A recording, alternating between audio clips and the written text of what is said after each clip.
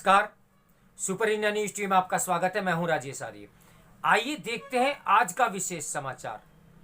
बेलगाम होता बंगाल। राजनीतिक हिंसा की घटनाओं से मुंह मोड़ने के कैसे गंभीर परिणाम होते हैं, इसका प्रमाण है बंगाल के बीरभूम जिले में तूलमूल कांग्रेस के एक नेता की हत्या के बाद इसी दल के विरोधी समझे जाने वाले गुट के करीब 10 लोगों की हत्या।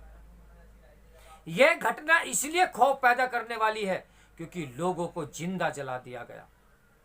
बंगाल में इस तरह की घटनाएं नई नहीं है।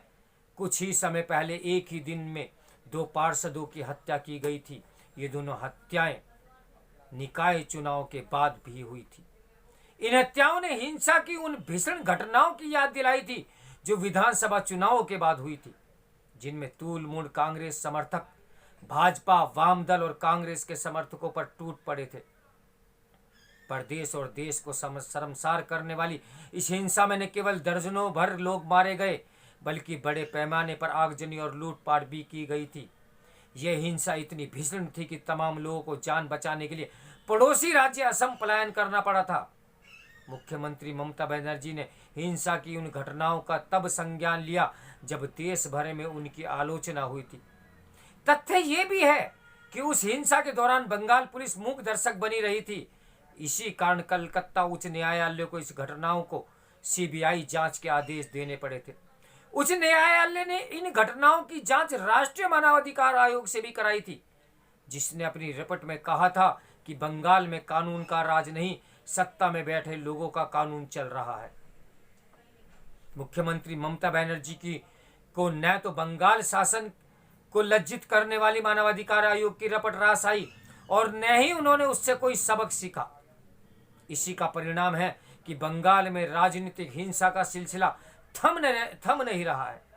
इसका कारण यह भी है कि परिवर्तन के नारे के साथ सत्ता में आई तृणमूल कांग्रेस ने उन्हीं तौर तरीकों को अपना लिया है जो वाम दलों ने अपना रखे थे।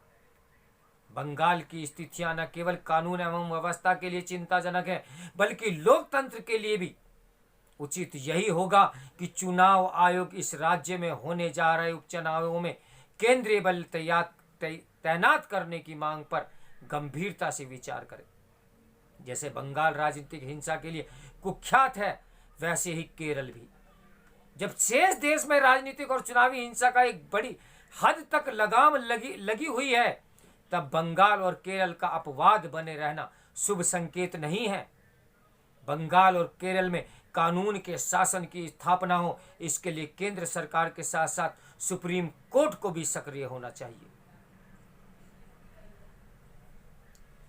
दंगे का एक नंगा नाच किस तरीके से मानवता शर्मसार होती है, किस तरीके से मानवता का खून बहाया जाता है, ये सब हमारे देश में हो रहा है। तो मेरे साथ बने रहिए सुपर इंडिया न्यूज टीवी की ब्रेकिंग न्यूज के लिए। नमस्कार, मैं हूं राजेश आर्य।